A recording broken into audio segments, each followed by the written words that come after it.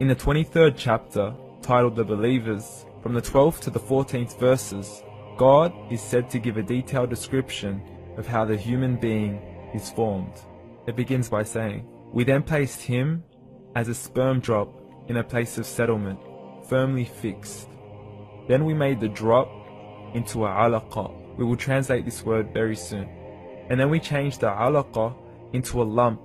Then we made out of that lump into bones. And then we clothed the bones with flesh. Then we caused him to grow and come into being and attain the definitive human form."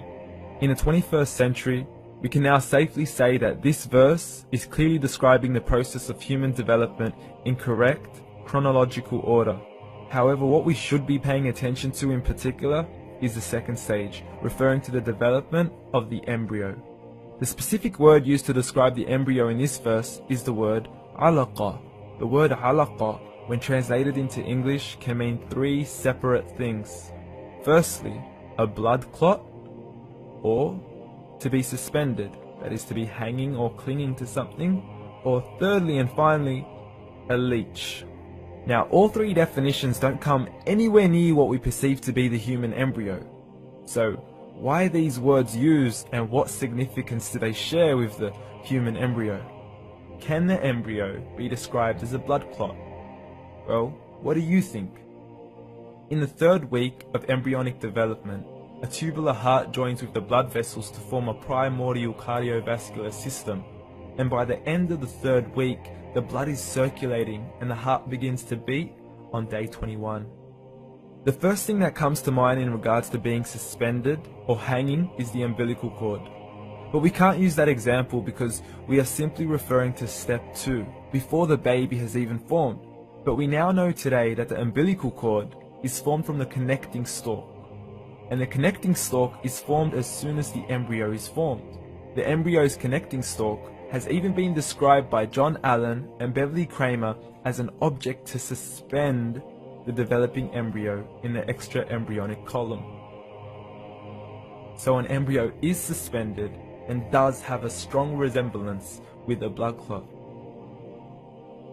What on earth would an embryo have to do with a leech? Figure A shows the structure of an embryo at 25 days. Figure B shows a leech. Now please note once again that the embryo in this stage is no greater than the size of a kernel of wheat. This is an X-ray of the embryo at 22 days. This is the internal structure of a leech. It's mind-blowing stuff, but you still haven't seen anything yet. This is the head of the embryo at 22 days. The detail you are seeing right now is absolutely impossible to be seen with the human eye and can only be seen with a microscope. This is the back end of a leech. There's no other words used to describe this other than mind-blowing. The pictures we have shown you are impossible to be seen with the human eye or even to be predicted by the human mind.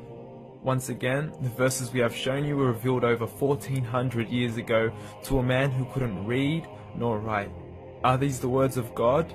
Descriptions of the human embryo in the Quran cannot be based on scientific knowledge in the 7th century. The only reasonable conclusion is that these descriptions were revealed to Muhammad from God, from God, from God, from God.